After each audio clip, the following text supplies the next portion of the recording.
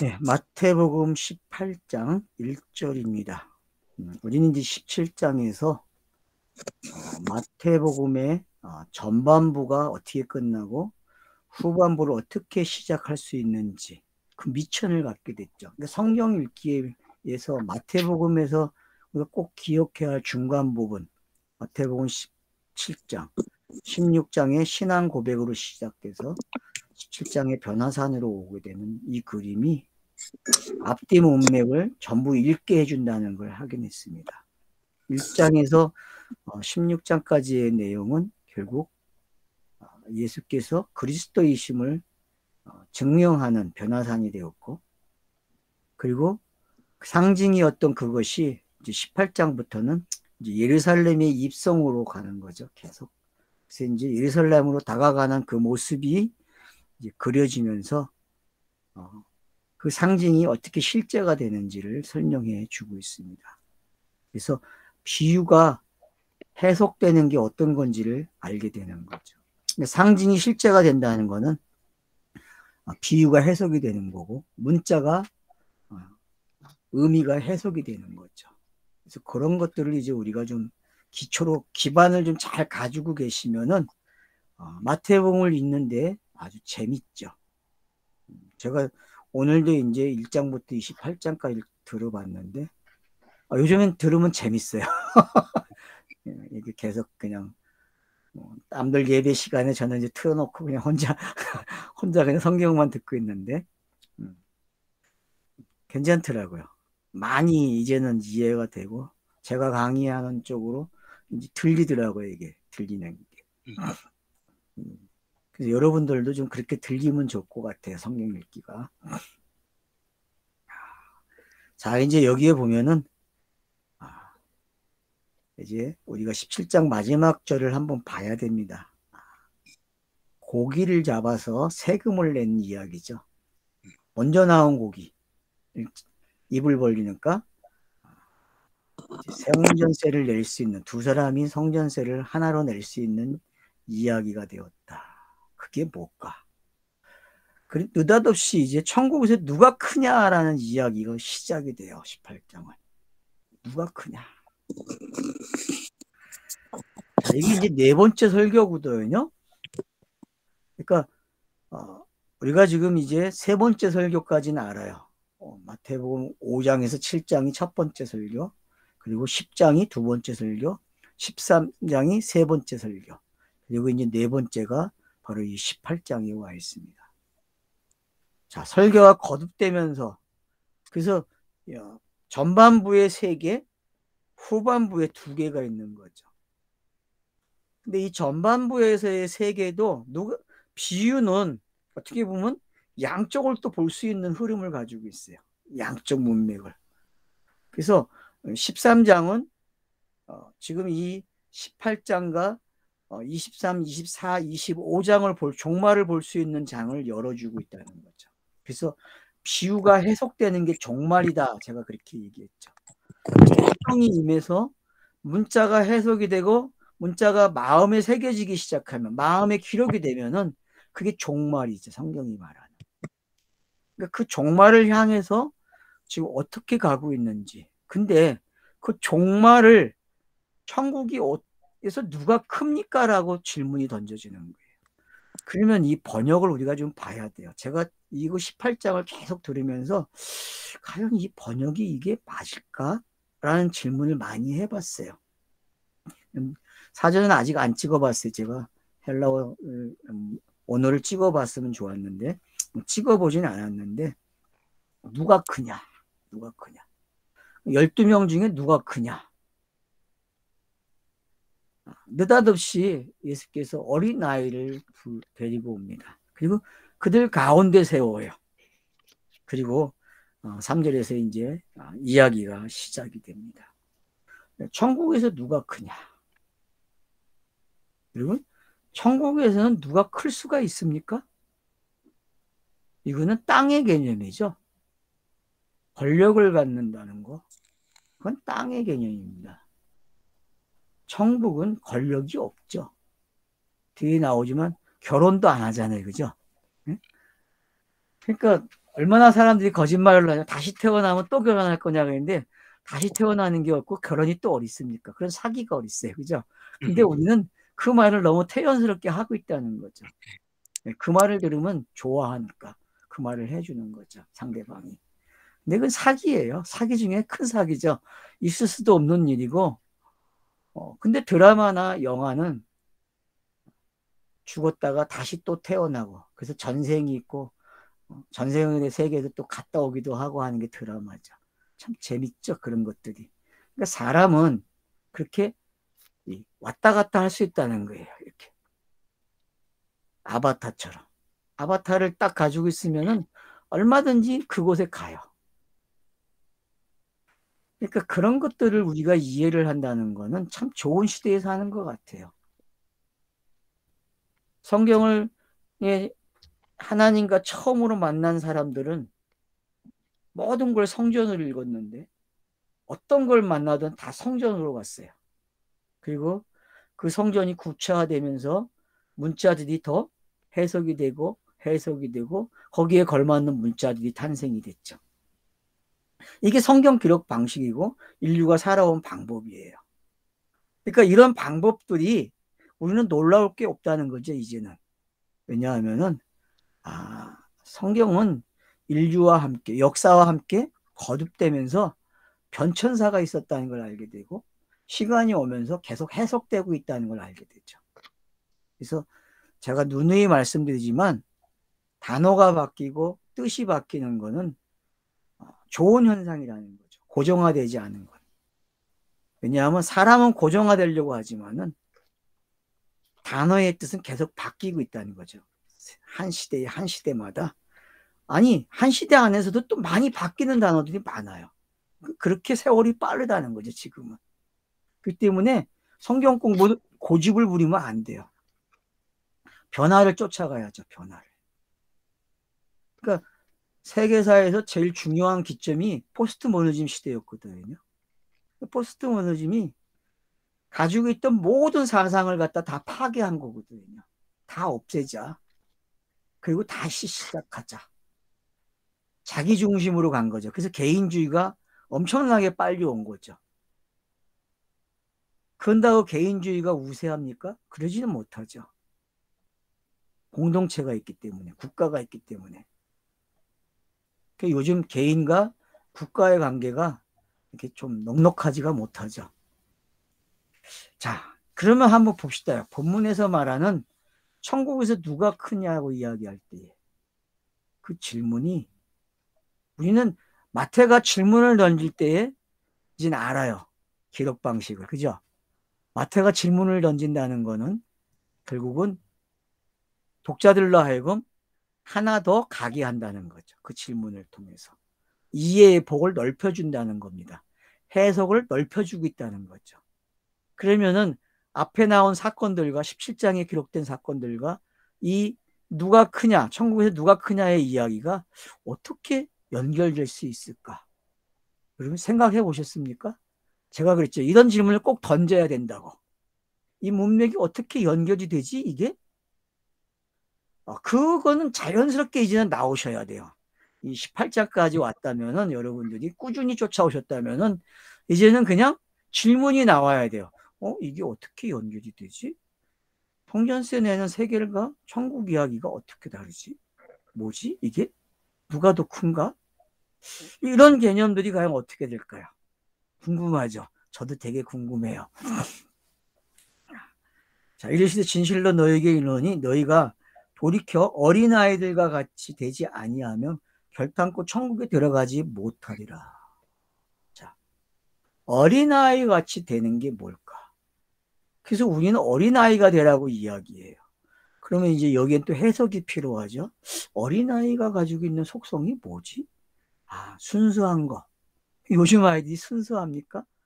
이 땅은요, 태어나는 순간부터 순수성은 없어요. 그걸 알아야 돼요. 이 땅에는 애가 태어나는 순간부터 순수성이 없어요. 미안하지만. 왜냐? 욕망이 있기 때문에 그래요. 배고픔을 채워야 되거든요. 아이들 태어나자마자. 그러니까 울어대고 복대는 게 달라고. 말은 안 되니까 그게 표현 방법이니까 그렇게 하는 거예요. 그처럼 순수하다. 그것도 아니에요. 그럼 도대체 말을 잘 들어? 말 잘 듣습니까? 아이들이? 그런 것도 아니에요. 그럼 도대체 왜 어린아이 같지 아니하면 난 말을 할까요? 그러면 이 번역이 지금 여러분 보세요. 천국에서 누가 크냐 하니까 예수가 지금 어린아이를 불러놓고 이와 같이 돼야 된다라고 가르쳐줘요. 어린아이들과 같이 돼야 된다라고 가르쳐주고 있다니. 천국은 어린아이다. 이렇게 니콜루가 되는 거죠. 그러면 일단 줄을 한번 거면 천국은 누구와 같다? 어린아이와 같다 그래요. 그러면 어린아이가 언제 시작이 됩니까? 마태복음에서 자, 예수의 태어나심이 어린아이의 모습으로 시작이 됐죠. 그죠? 아멘. 자, 산상수훈 또 어떻게 보면 어린아이의 시작이었어요. 그러다가 성장되어서 어디까지 왔습니까? 신앙 고백을 통해서 죽음을 들어갔고, 그리고 변화사를 통해서 그 죽음 다음에 있을 본질의 모습이 등장을 한 거죠. 그리고 하늘로부터 음성이 들려왔죠. 자, 그러고 나서 이제 성전세와 관계돼서 누가 천국에 크냐는 이야기. 왜 성전세를 냈다는 이야기는 천국이 시작됐다는 거죠. 그죠? 여러분 그렇게 들립니까 지금? 성전세를 냈다는 거는 천국이 시작이 된 거예요. 천국이.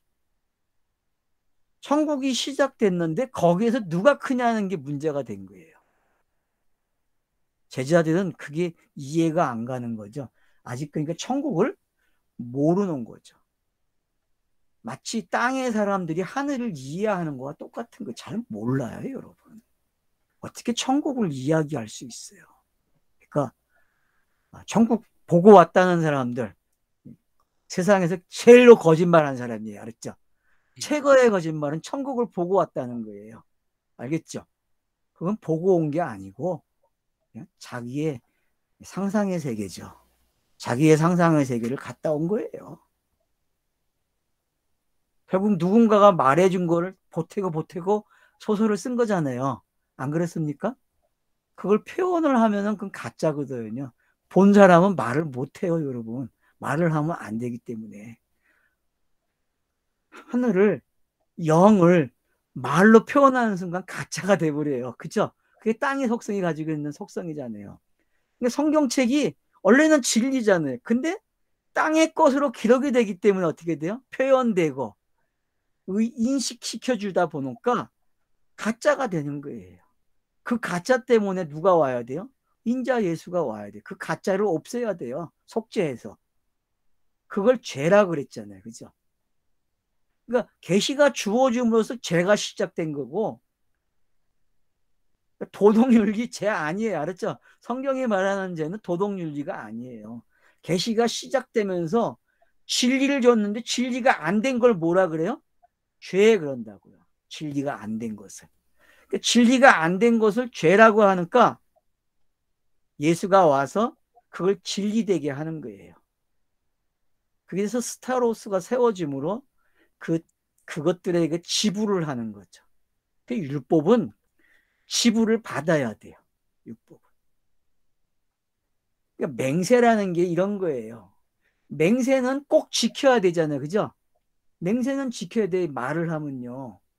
그래서 성경이 맹세하지 말라 그러는 거예요. 왜요? 이건 하늘만이야. 가진 자만 하는 거지. 없는 자는 못해요. 그 하나님은 계획이 있었어요. 내가 맹세했기 때문에 율법을 주면서 맹세를 했기 때문에 누굴 보낼 수 있어요? 아들을 보낼 수 있어요, 여러분. 이거는 하늘의 법칙으로만 되는 거지 땅의 법칙은 절대 안 되는 거예요. 근데 우리는 성경 읽기를 땅의 관점에서 읽어왔기 때문에 오해가 생겼단 말이에요. 그런 부분들이 이제 수정되고 있는 거죠. 수정되는 가운데 이제 천국이 누가 큽니까? 그러니까 야, 이 어린아이와 같아야 돼. 이렇게 대답을 합니다. 그러지 않으면 아예 들어가지도 못한다. 번역이 좀 이상한 것 같아. 제가 봤을 때 들어가지 못한다는 개념보다는 뭔가가 좀 번역이 지금 뉘앙스가 읽기 좋게만 해놓은 거예요. 아주 문장력이 해석을 그렇게 해놓은 거죠. 일단 그들이 해석을 이렇게 해놨어요. 번역하는 사람들이. 그러므로 누구든지 이 어린아이 같이 자기를 낮추는 사람이 천국에서 큰 자니라. 자, 여기 이제 하나 더 왔어요. 그죠? 어린아이와 같다 했는데 그 어린아이를 사제에서 뭐라 그래요? 자기를 낮추는 사람 그래요. 그러면 자기를 낮추는 사람이 어린아이죠. 그죠? 자, 이제 좁혀졌습니다. 자, 어린아이는 뭐다? 낮추는 사람이다. 그럼 누구 이야기입니까? 이 이야기는 지금? 예수밖에 없어요. 낮춰준 사람은. 성경 이야기에서 그 하나님이 낮추게 한 사람은 예수밖에 없어. 그걸 우리는 비하라 그러죠. 비하. 그죠? 낮아지심. 신학자들은 그걸 비하라 했고 낮아지심이라 표현했단 말이에요. 그러면 낮아진 자의 이야기, 어린아이 이야기는 결국 누구예요? 예수가 이 땅에 온 이야기를 이렇게 표현하고 있다는 걸 알게 되는 거죠. 그래서 자기를 낮춘 사람이 천국에서 큰 자야. 그러니까 이 이야기의 주인공은 결국 자기라는 거죠. 그죠? 내가 그 어린아이로 와가지고 낮춰져서 그래서 내가 장성해서 어떻게 돼요? 스타로스에 쓰고 그러면 어떻게 되니까 큰 자가 되는 거죠. 그러니까 이 이야기 속에 지금 오병 이야기, 오병이어의 이야기와 안식의 이야기, 소경을 고치는 이야기, 성전세 뭐 여러분이 갖다 놓으면 마태복음에서 나오는 이야기를 전부 다 여기다 갖다 놓고 읽으면 다 읽어지는 거예요. 그냥. 자, 이렇게 반복이 된다는 게 확인이 되고 있으니까 각자들 확인이 되고 있죠. 지금 각자 여러분들이 지금 이게 확인이 되셔야 돼. 아, 이야기가 산상수훈이 요 말에 다 들어있네. 산상수훈을 한번 잘 읽어보세요. 상당히 가까운 이야기잖아요. 산상수훈 교훈하고 이 교훈은. 자, 그래서 낮추는 자가 천국에서 큰 자다 그래요. 또 누구든지 내 이름으로 이런 아이 하나를 영접하면 곧 나를 영접함이니. 맞죠? 아이와 예수는 동일함이 아시죠? 인자 예수는 어린아이라는 걸 증명해야 하네요. 본문에서 지금 하고 있죠. 그죠? 그래서 아이를 영접하는 거는 결국 누굴 영접하는 거다? 나를 영접하는 거다 그래요. 나를 영접하는 거. 그러면 이제 마태복음 1장과 2장이 좀 다르게 읽어질 수 있겠죠. 성경에서 아이가 태어나기 위해서 얼마나 많은 사람들이 힘들어했습니까? 네? 수치심을 당하면서.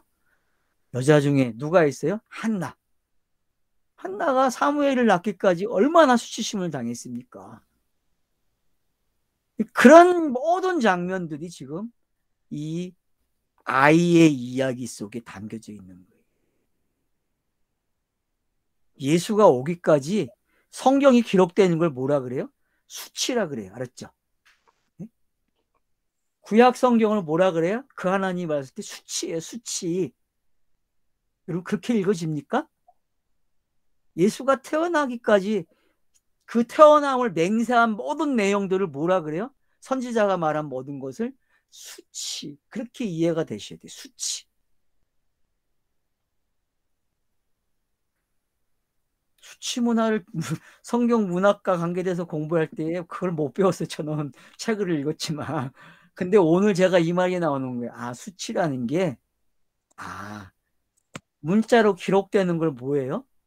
그 하나님 자신이 수치를 당하는 거예요. 수치를. 왜? 그게 진리인데 진리로 표현이 안 되니까. 근일에 갇혀 있다니까. 근일이 벗겨져야 되는데 근일이 안 벗겨지는 거예요. 애가 태어나는데 애가 안 태어나. 맨날 온다고만 하지. 그 과정을 뭐라 그래요? 맹세하는 순간. 그 하나님이 땅에 맹세하는 순간 수치가 시작이 돼요. 그 수치를 누가 제거해요? 인자 예수가 제거하는 거예요. 육신으로 와서. 그걸 속전이라 구속이라 그러죠. 그러면 선지자의 말이 응하는 게 이제 뭔지 알겠죠. 왜 그 선지자가 와야 되고 그 선지자가 와서 말로 해석을 해야 되고 그 말한 대로 죽어야 되는 거예요. 그래서 산상수훈에서 말로 시작해서 죽는 이야기까지 오는 거예요. 이제 좀 이해가 되죠. 마태복음이 왜 산상수훈이 먼저 나왔는지. 그래서 이렇게 복합적인 것들이 이해가 되시면은, 그래서 산상수훈이 말해진 것들이 전부 제자들 속에 들어오게 되고, 그 제자들의 이야기는 또 비유로 종합이 됐어요. 그래서 비유로 이야기했는데 해석이 되는 게 어떤 건지를 두 가지 비유에서 설명을 해준 거죠.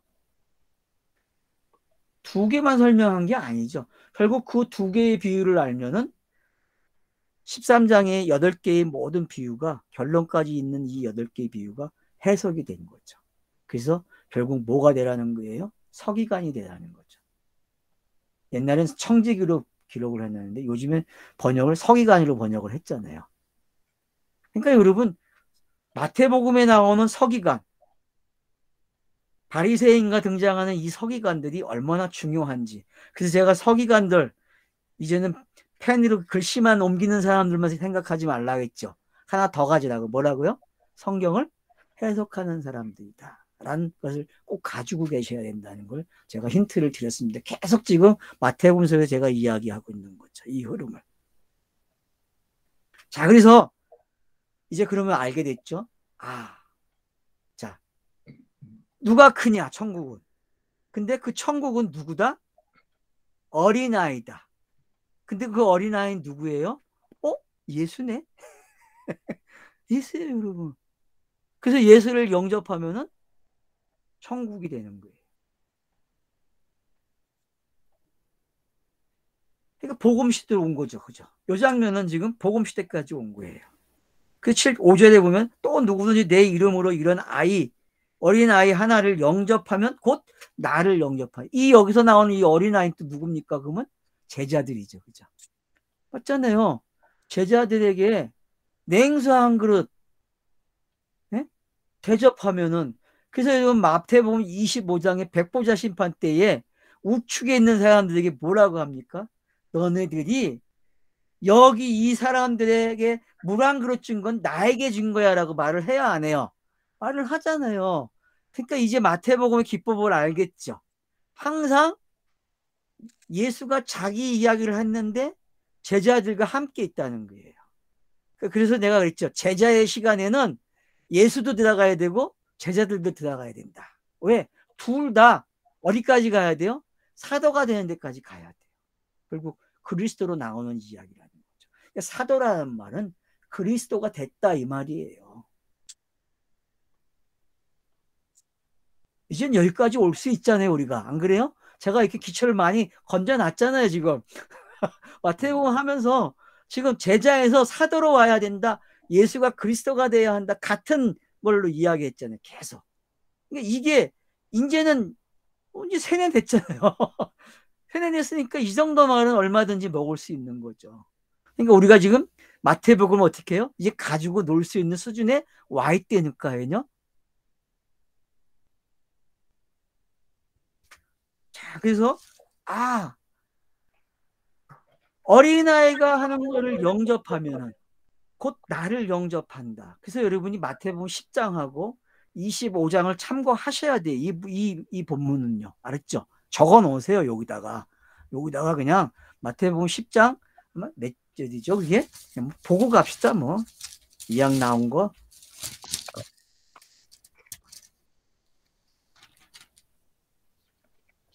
예. 40절이죠. 42절까지. 그죠? 영접의 이야기가 나오죠? 그죠? 예. 이 이야기하고 지금 이 이야기는 같은 이야기라는 거예요. 같은 맹.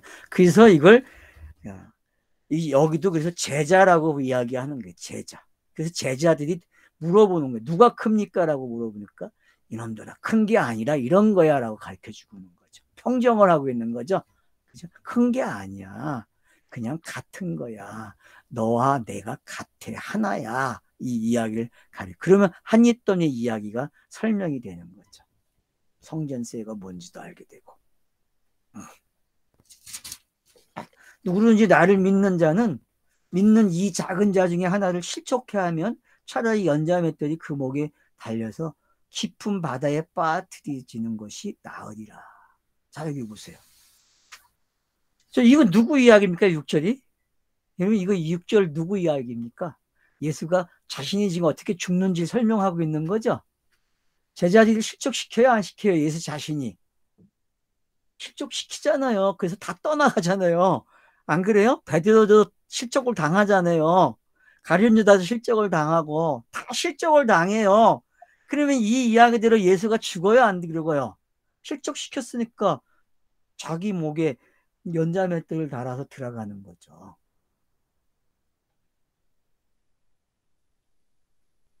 이 작은 자 중에 하나를 실족하게 하면 처다리 연자맷돌이 그 목에, 여기서 가리키는 그는 누굽니까? 어린아이예요? 실족하게 하는 자예요?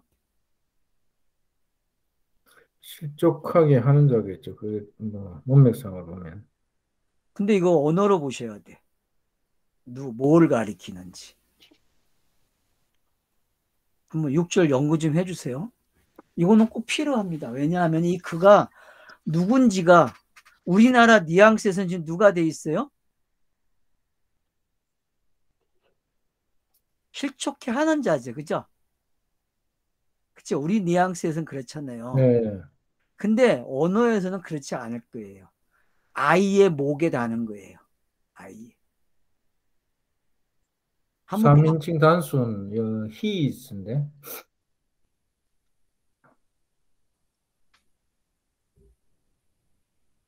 그럼 누가 됩니까? 이거 두 가지 다 해석이 가능할거든요. 3인칭이니까. 그러죠. 둘 다 가능한 거죠, 그러면. 네. 그래서 여러분들이 둘 다 놓고 보셔야 돼. 알았죠? 예? 이거를 하나에만 얹어 놓지 마시고, 여기는 지금 실족시키는 자와 또 실족을 당하는 자에게 어디에 뭐, 이 연자 맷돌을 당하냐에 따라 달라져요, 이야기가. 그래서 두 이야기가 담겨 있잖아요. 예수가 실족당하는 이야기, 연자 맷돌을 다는 이야기. 연자 맷돌 달면 어디까지 가겠어요? 땅 밑 가는 거 아니에요. 땅 밑, 지옥. 혼돈과 공허, 예? 어둠, 그곳이잖아요, 그곳. 그죠? 어둠이 깊은 위에 있고, 예? 수면에, 연자가 원래 이게, 오익, 오닉 코스라 해가지고, 노새나 당나귀에 요리됐다고 해요. 그렇죠. 결국, 노새나 당나귀는 뭐예요, 결국? 다, 뭐예요? 당나귀는 어디에 사용이 돼요, 성경에서? 예?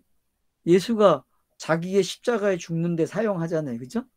성전 입성할 때에도 사용을 하고.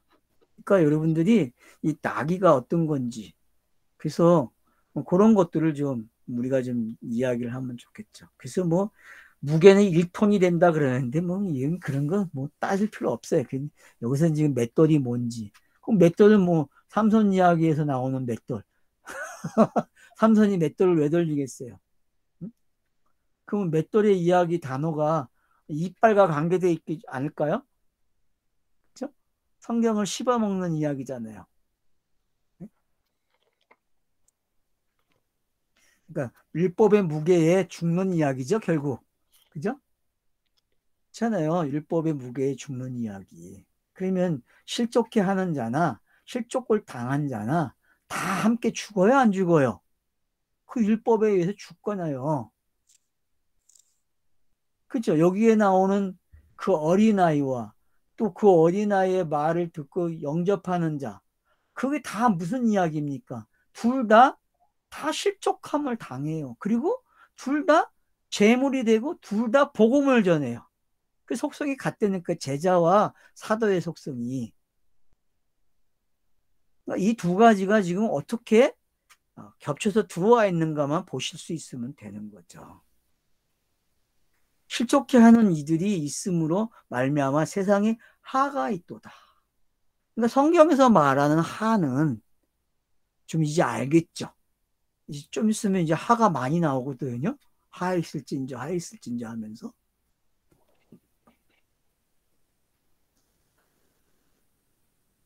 실족해 하는 일이 없을 수는 없으나 실족해 하는 그 사람에게는 하가 있도다.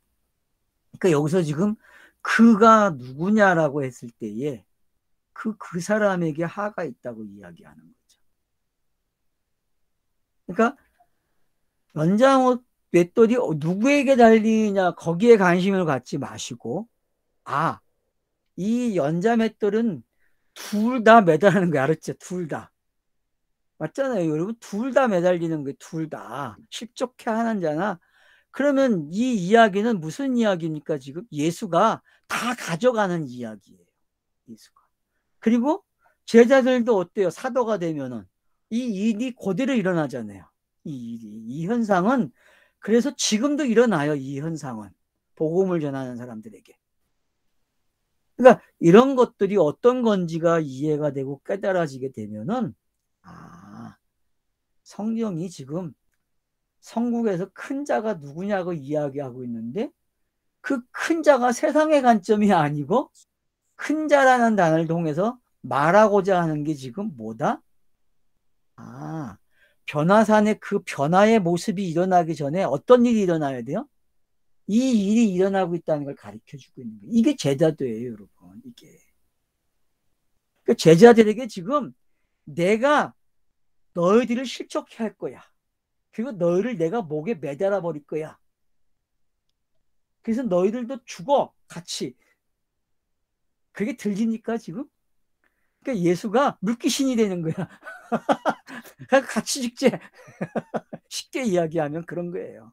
이 본문이 지금 좀 뉘앙스가 좀 이상하지만 지금 여러분들이 흐름을 잡아보세요. 이렇게 한 절 한 절에 그 오면서 어떻게 해석이 되고 어떻게 확장되는 걸 보시게 되면은 큰 자가 있는 게 아니고 큰 자가 되려면 이런 가정이 있어야 되는구나 하는 걸 알게 됐죠.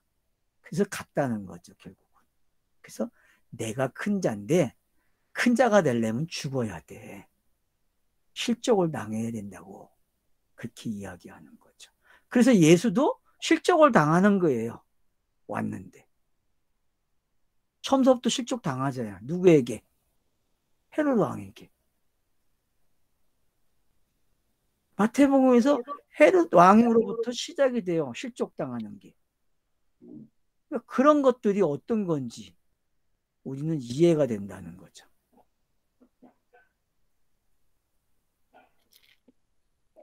여기까지 하고 쉬죠.